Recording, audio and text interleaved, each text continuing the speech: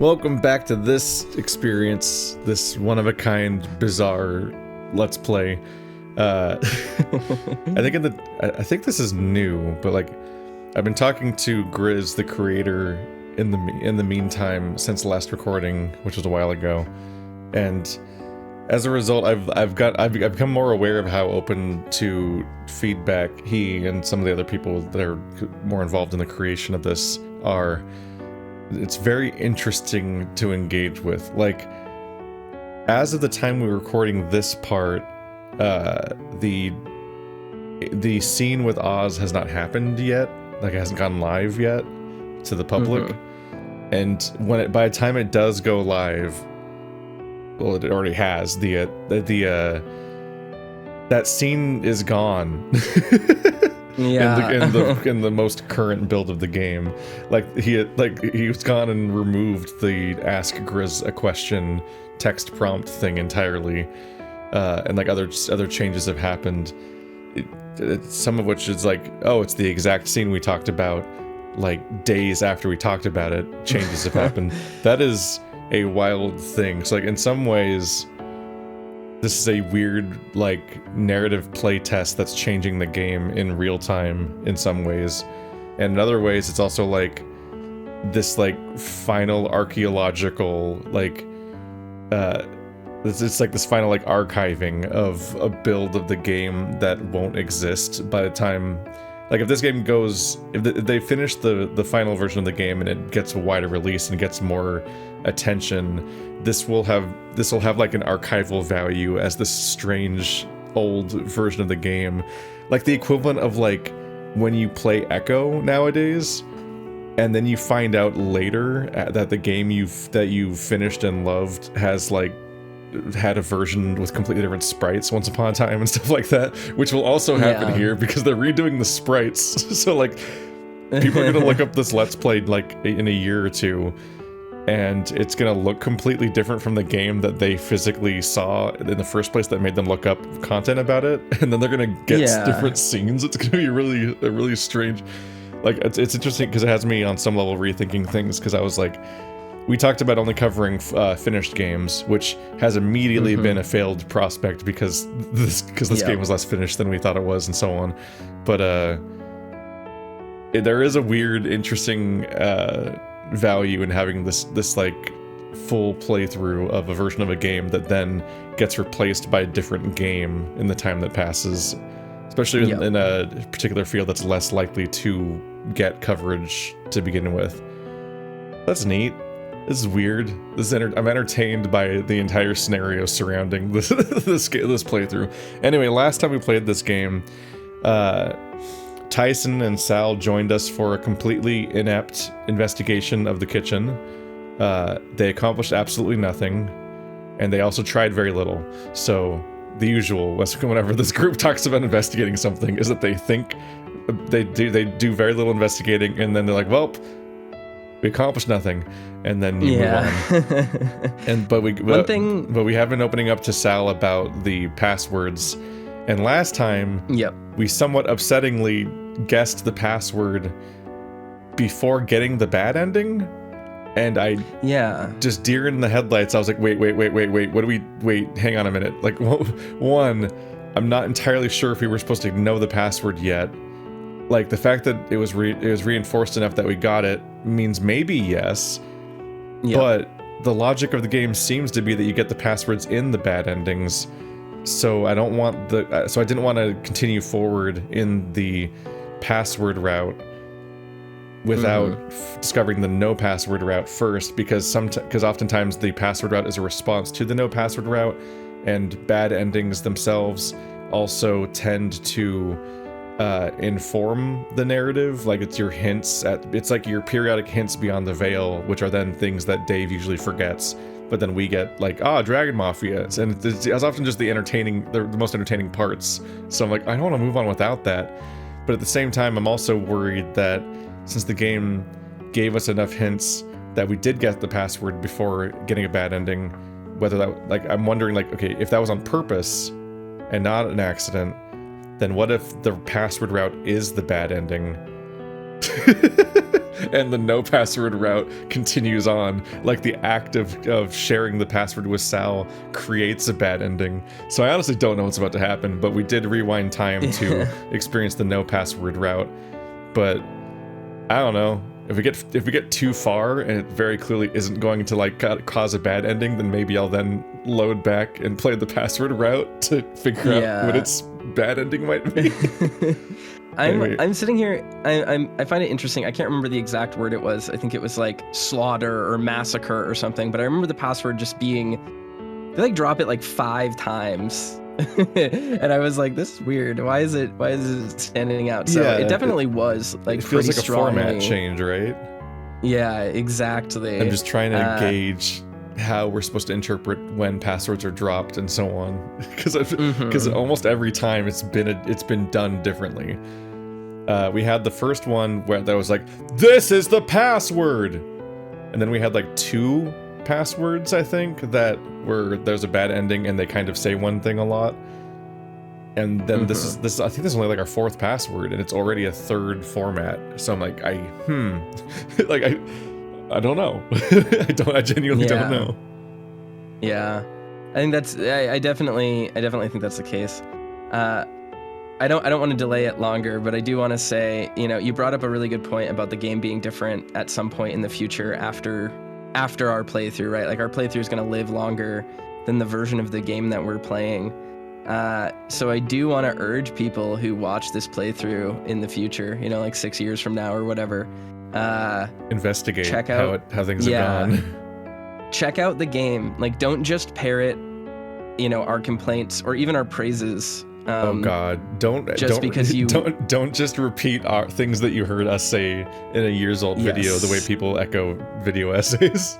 Yes, exactly. Because it's interesting having a creator's ear. I haven't talked to Grizz at all. I don't know anything about them. I know Keith has spoken to them a few times, and it's very flattering to hear that the stupid shit that I say on a Let's Play is being taken as like very earnest criticism, and it's very humbling, and good on Grizz. I was actively afraid of talking to anyone involved in this game for like a month or 2 because I was like, oh, some of this is going really rough, and I kind of hope they don't check. because to be honest, like I think one person early on was like, you guys are being mean or something in like the 4th episode, like before even anything had really happened. But aside from that, no one's even gotten mad at us, like in the community or out of the creative team, as far as I can tell, which is shocking, because like every fandom I've ever interacted with, from Sonic to Zero Escape to anything else,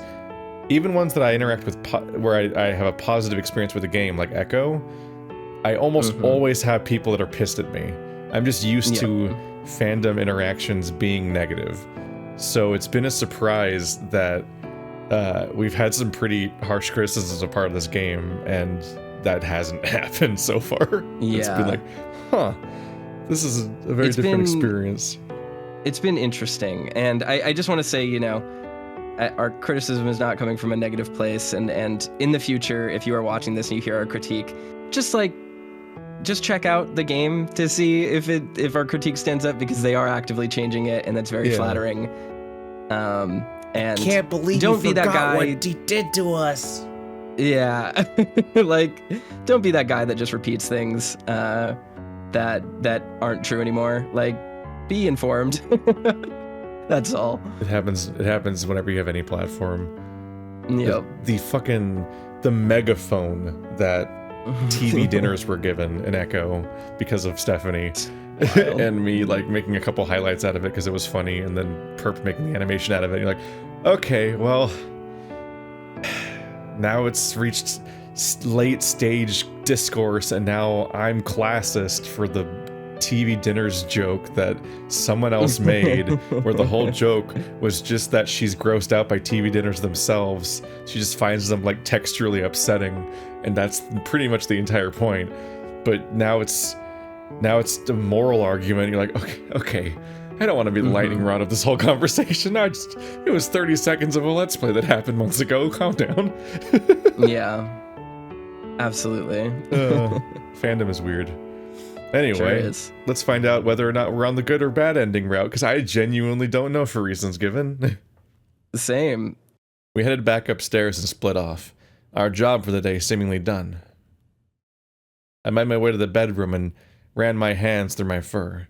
I was tired, and I was at a loss to how I was feeling. There's a typo. Today it ended up being a bust. It ended up on a bust? I'm gonna bust.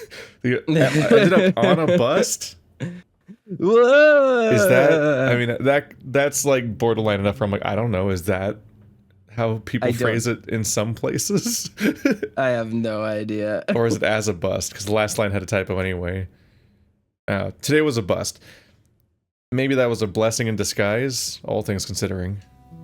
All things considered? Okay, this is just a lot of typos in a row. That's what's happening. This is just a few lines that need to be passed over real quick. I get it. Either right way, after our diatribe about how our exhausted. criticism, after our criticism is earnest and sincere, that we don't want to go too hard on it. We just put the typos in front of us. I mean, it's like this wrong tense or something. Or all things considering? That's not, no one says that, right? No one says that. That's not real. I pulled off my clothes and stood there. Yeah, I pulled off my clothes and stood there. I'm second guessing lines too much now. I stood there in my underwear for a few seconds before flopping onto the bed, sighing out. Part of me wondered how Sal was going to find some tea, but the other part of me was thoroughly glad I hadn't been roped into drinking any.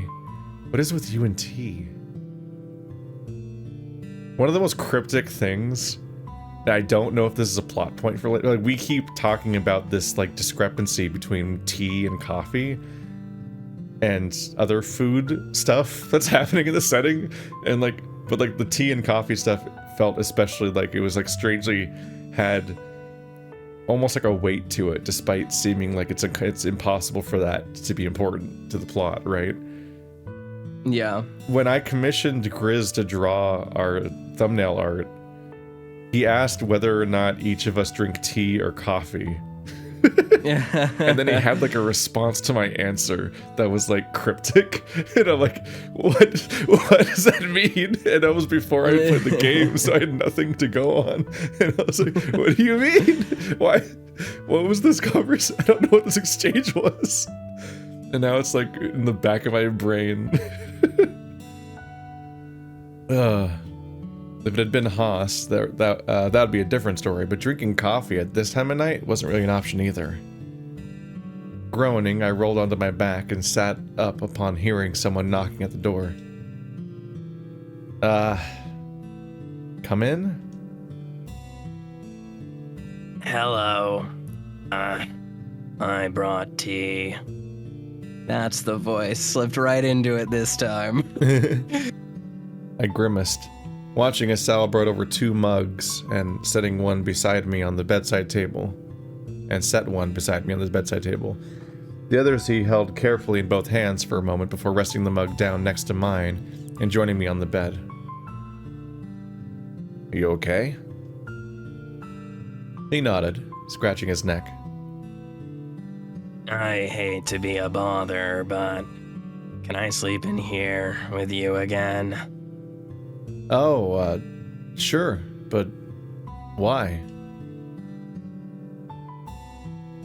If I tell you, you have to promise not to ask. Laugh. Oh, laugh. Oops. What if it's really funny? Fine, don't worry about it. No. I'll go back to my... I don't know why I skipped that early. I'll go back to my room. No, Sal. I'm only kidding. What's up?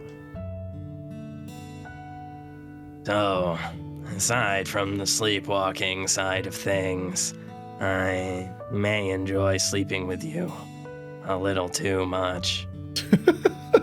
Or not enough. Sounds fine so far.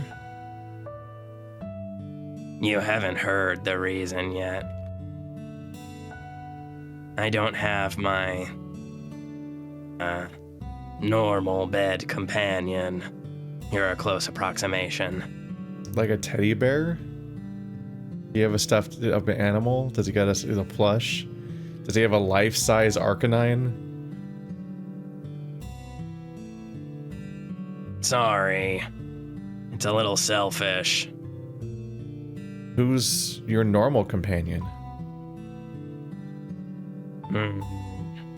Oh no, not who, but what? I normally sleep with a plush watermelon for comfort. Not a teddy bear? Although,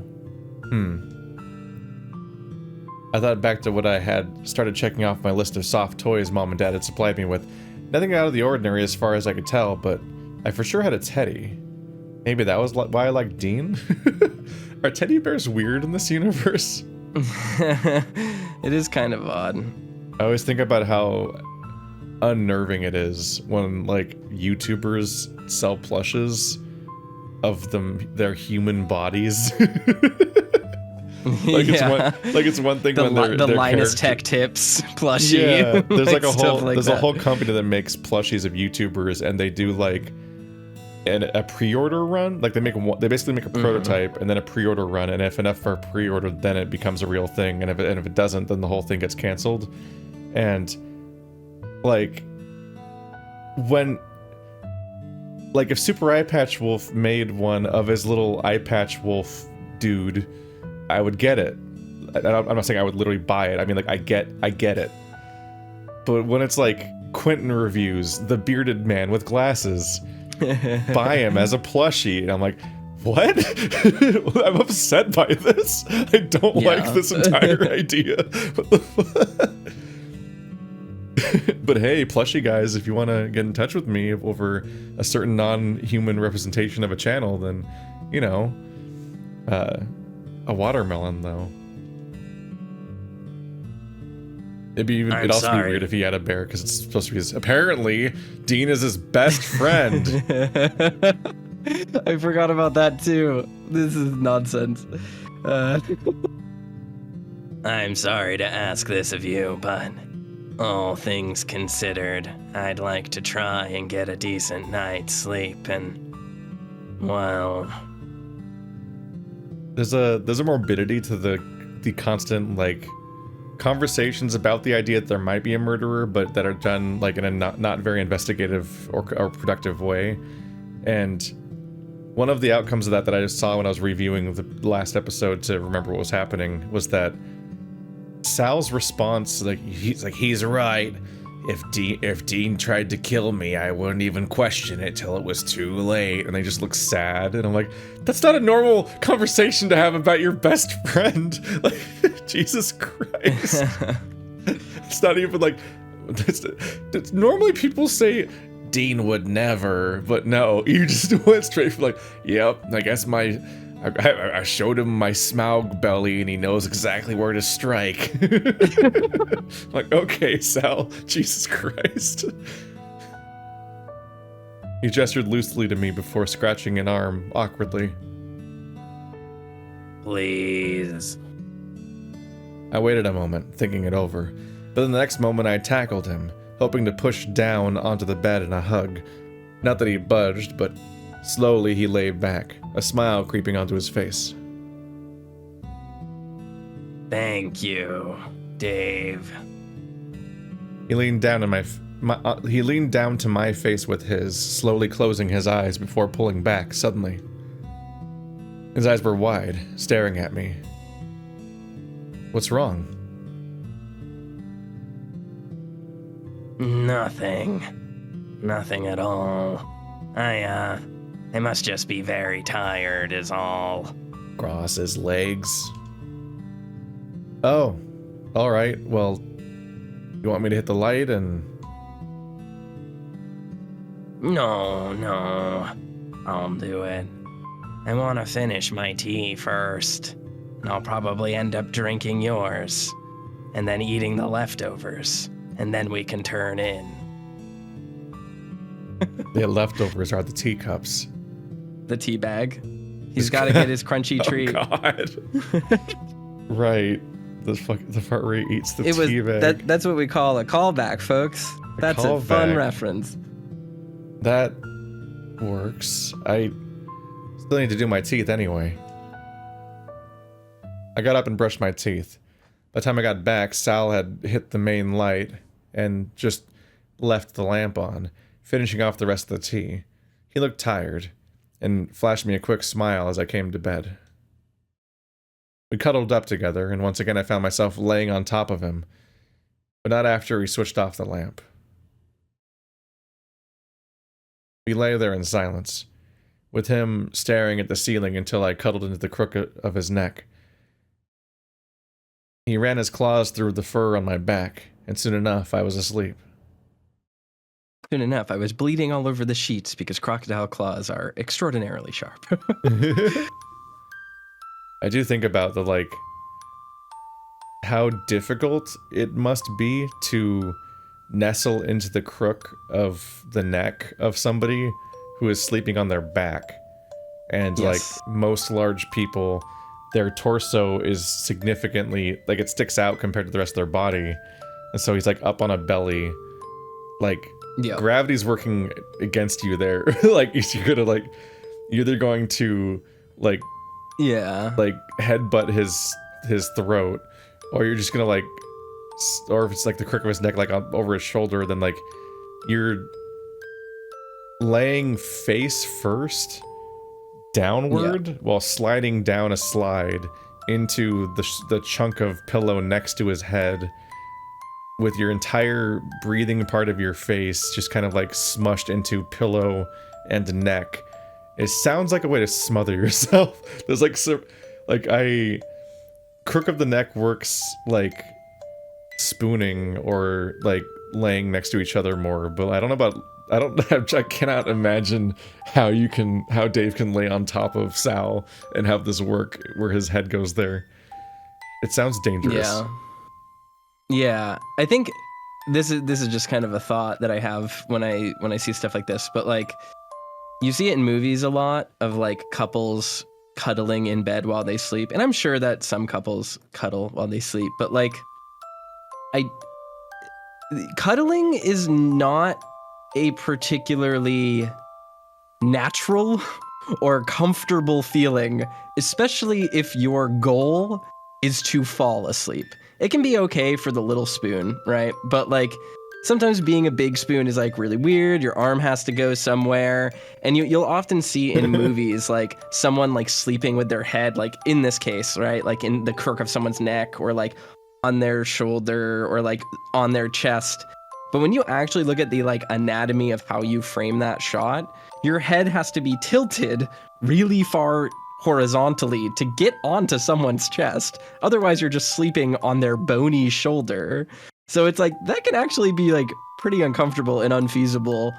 And it's always funny when you see especially in furry contexts where there are such huge size differences. It's I don't know how this works. This looks like it would actually be deeply unpleasant to try to sleep every every Bara furry cuddling picture is actually an MC Escher style optical illusion. Yes. Or if you model it in 3D, you're hang on a minute, they're pulling off JoJo's tricks here to make this work. Yeah. I remember tossing and turning in my sleep, restless. Dave, come on, buddy. Time to get up. I forgot I did his voice. Yeah. The corners of my mouth twitched upward at the familiar voice, but it soon faded, brow furrowed. 5 more minutes, Dad. Oh, are you that tired? You slept long enough, buddy. Come on. My eyes adjusted to see Dad sitting on the bed, a hand on my shoulder, from where he gently nudged me awake. I still felt sluggish, but what I could see was clear. There's my boy. Dad? What?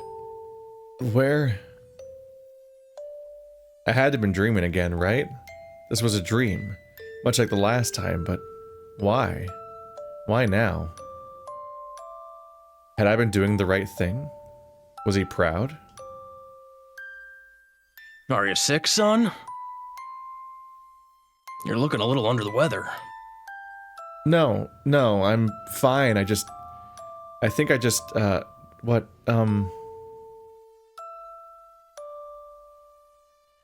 You sure? I don't mind calling in sick myself if you want me around. Or I could shoot Tyson a message and see if he'll keep you company again. I sat up, rubbing my eyes. I had to be dreaming. I went to pull out my fur to see if that's wake me, but my own arm slipped out of my grasp. Dad? Why are you here? That's not very nice, son. I'll always be with you. It's just the job of a dad. You'll be with me? Always? That's right. Come on downstairs. It's almost time to get going. He got up and left the room before I could get a word in. That was normal. Maybe not with how he seemed to slide out of the room, but he did move fast when he was excited. Where were we going? And why? The next thing I knew, I was downstairs, looking at the living room. I couldn't make out what they were saying, but I could hear Mom and Dad yelling. Dad stomped past me, stopping at the door. He just looked at me quietly for a moment before he sighed out. He went to say something, but it was garbled, like I couldn't understand him. He went to speak again, much the same result.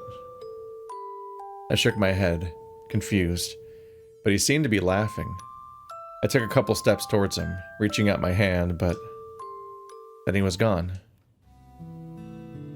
As the bedroom came back into view, I looked around to take stock of where I was.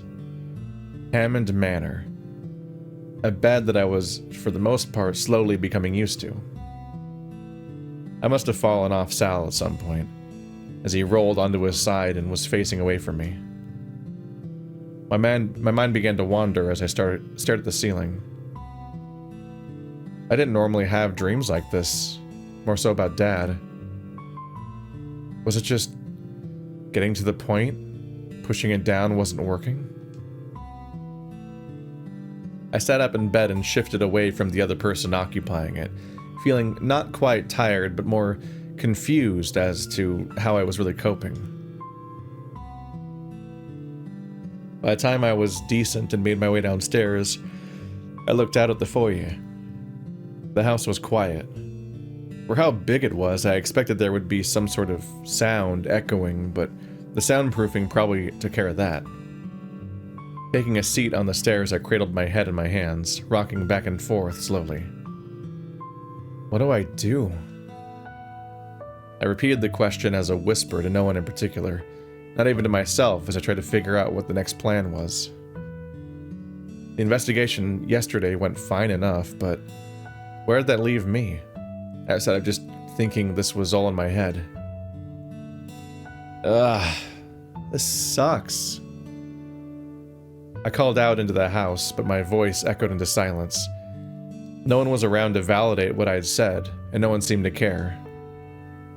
Slumping against the stairs, I stared at the chandelier hanging above the foyer.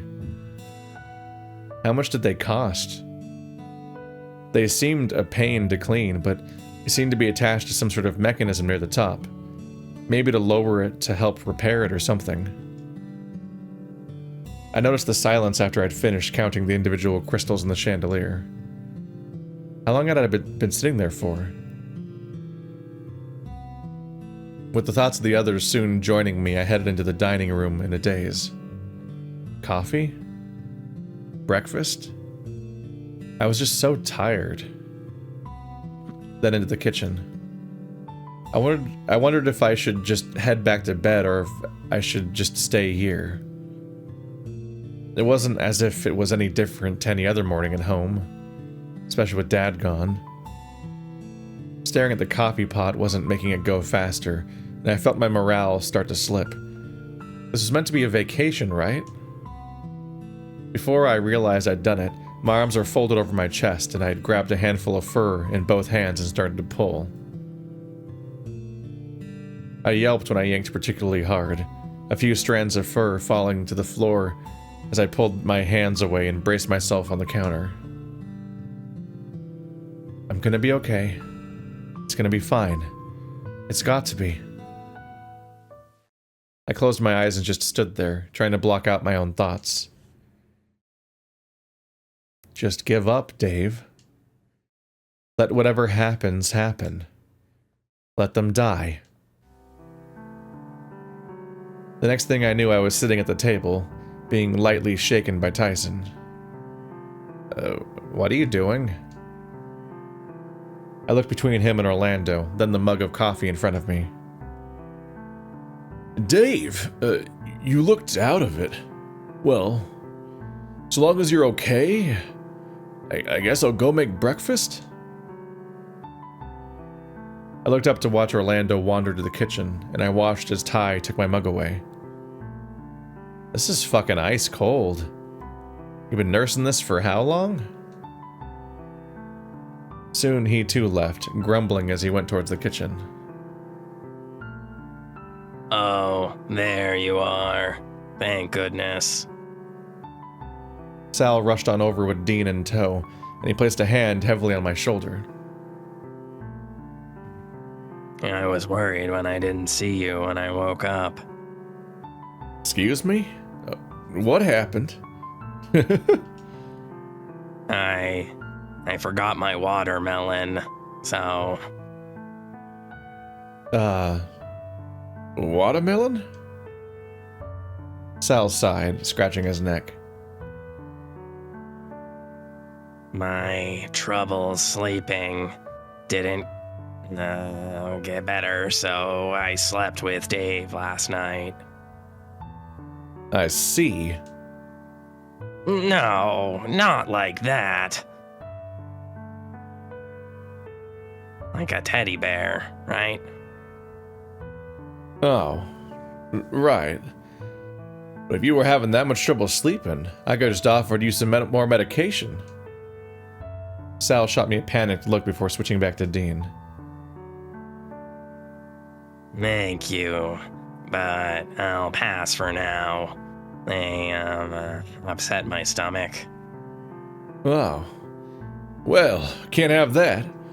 Sorry, if I'd known I wouldn't have offered. 'Cause they don't communicate. The pair of them sat down nearby, Dean stretching out his arms, seemingly fine with the explanation given to him regarding last night. Then Roswell and Haas showed up, surprisingly a lot more perky than the rest of us. Haas. Okay. Good morning, guys.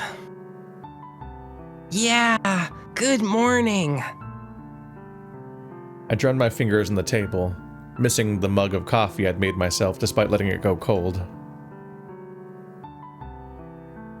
Well, What's on your mind, Dave? A lot? okay, but anything more specific than that? We can't help unless you say something. I went to say something, but instead just shook my head, keeping my gaze on the table. Haas and Roswell took seats next to each other and started talking in hushed tones about me. Specifics I couldn't quite make out, but they were planning something. There was something I remembered, though, and that was what Oswin told me a few days ago. Same time, same place, and he'll have something to show me. Orlando emerged from the kitchen with a bunch of toast, and Ty stopped by with a fresh mug of coffee for me. He lazily put it in front of me, its contents precariously sloshing about and threatening to spill. Before I could say anything, he was already moving down the table. They moved off, and the rest of the breakfast was a blur. Let go, Dave. It's all right. Let them die. Earth to Dave. Huh? I came to with Haas snapping his fingers in front of my face. My coffee was half gone from a cursory glance and still kind of warm, so I must not have zoned out for too long. He's been talking to you for a couple minutes, Dave. Sorry, Haas and Dean shot each other a glance, worried. I could tell they were, but I didn't know what to tell them. After all, what could you say when the voice in your head, the voice of what sounded like your dad, was telling you to let your friends die? Mind if I take over, Haas? Take over? I mean, sure, I guess.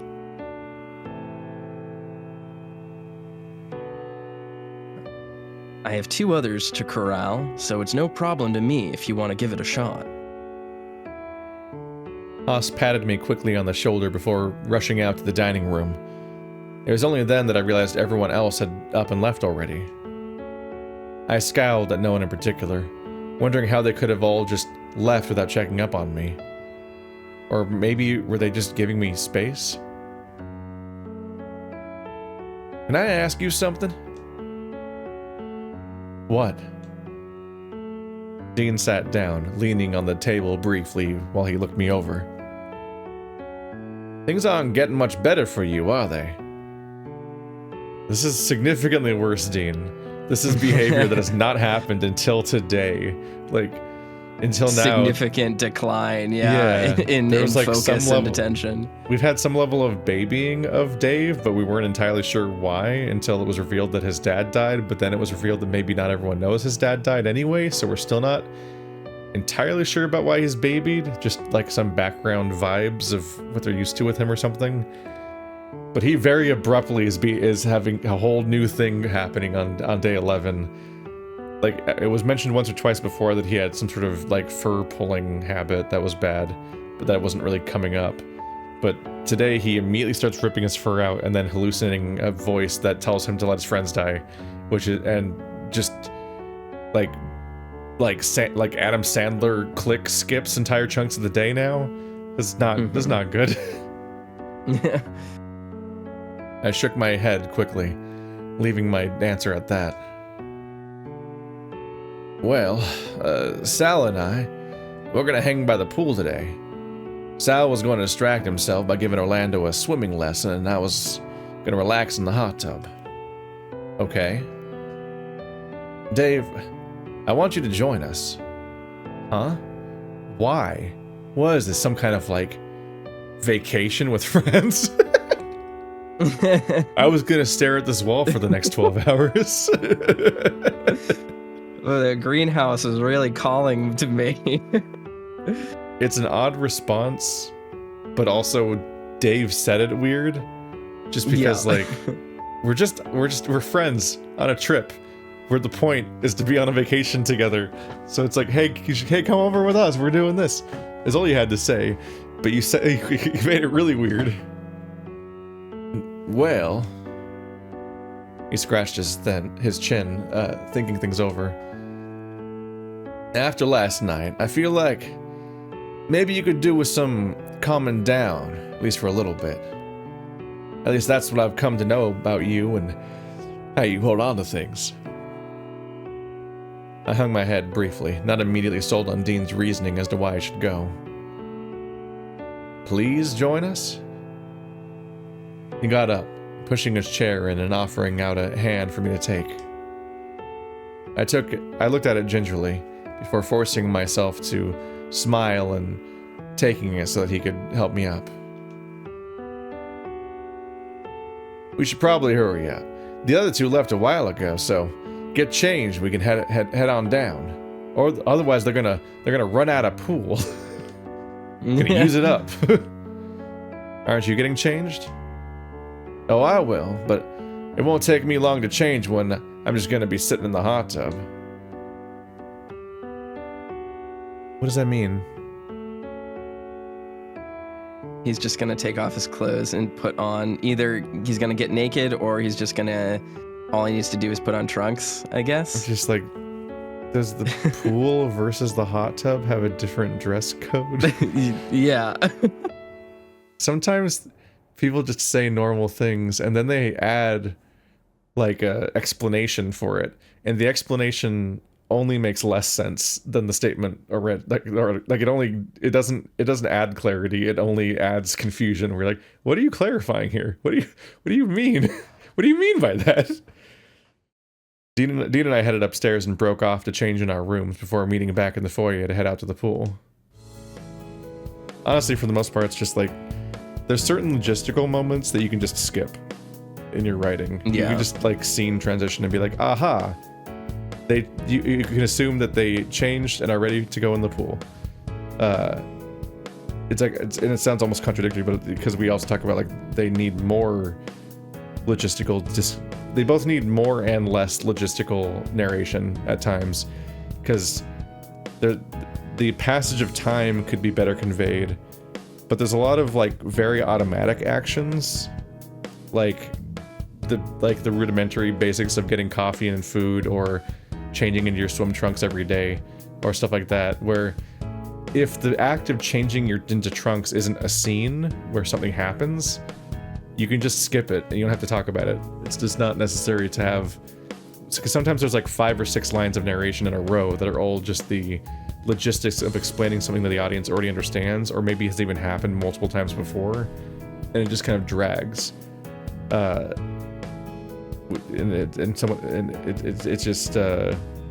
Someone might see it as contradictory because we talk about needing more passage of time narration, but it's not really the same thing. Yeah. Some of it is just noise, you know, and it complicates the text in a way that's completely unnecessary. Yeah. Whereas because oftentimes simple is better. Despite our disorientation we've expressed in the past, you genuinely can just jump cut to a completely different scene that flows logically from what you knew was happening, or that you can intuit quickly what has happened since, and that's often fine. It's more that what happens. I mean, more often than somewhat not, strangely, is that there are scenes that do transition in this game. Yeah. Where the scene ends and a new scene starts, and you're not entirely sure when the transition was, and seemingly sometimes a great passage of time has happened, or contradictory characters are doing things that contradict what was just said like 1 minute ago, and you can't. And I'm never sure which ones are like, oh, the branches of the storyline have rejoined here or something or whatever. Like we had the time where Sal was like, I'm gonna go help Roswell in the kitchen or whatever, or someone in the kitchen, and then we left and then the next line of dialogue was us leaving the mess hall, the dining room, into the foyer, and immediately Sal was waiting for us to talk to us there. And I'm like, wait, aren't you? Wait, what? Yeah. It's like a structural issue with how scenes are positioned and stuff, and I think it just speaks to simpler usually being better, right? Like a juxtaposed jump cut works really well because we can understand, we immediately get the context that we are somewhere else, and we're able to fill in the blanks that time has passed and we are elsewhere. But unfortunately, especially when it's a place we've seen before and characters we already know. Yes. And it helps when the spatial reasoning makes sense for a jump cut. Like, typically when you cut from one location to another, we in our heads have some sense of how long it's going to take to get to those places, and like we have a baseline for how much time would pass. Whereas using that Sal example, we go from the dining room to the foyer, which pretty much as far as we know are right next to each other, and we see a character exit a scene only to enter into the next room and they're there. It's like when you leave a room in a game and the NPC companion you have has teleported in front of you and is already there. Exactly. It's like, wait, I missed something. And it's not just a matter of you guys were leaving the room together and he's already there ahead of you somehow. It's he's explicitly going in the opposite direction to go do something that takes time, and then he's already ahead of you. Like, given that this is maybe a murder mystery, because I'm still somewhat placing the exact genre of how it's going to be presenting the crisis going forward or whatever, but that would be evidence that he was replaced, or there's a mimic or a copycat Sal. It would be like, hang on a minute.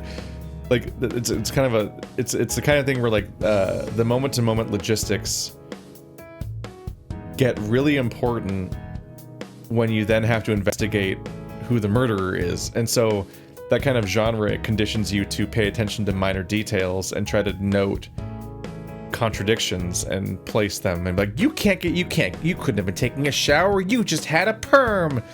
So when Sal's somewhere he can't be, that makes you think that it's evidence, but then the game just keeps going and you're like, oh wait, I think that was just a mistake. Or maybe it was a mistake. and you're not sure if the mistake was a genuine, like, just flat out like, whoops, we forgot, or it's the routes split then rejoined and it doesn't account for all the possibilities, or if it's supposed to be, this scene's taking place 2 hours later and we just didn't communicate that. Like, it's genuinely hard to tell which version was happening, but it's probably not evidence that Sal has been replaced by a body snatcher yet. Yeah.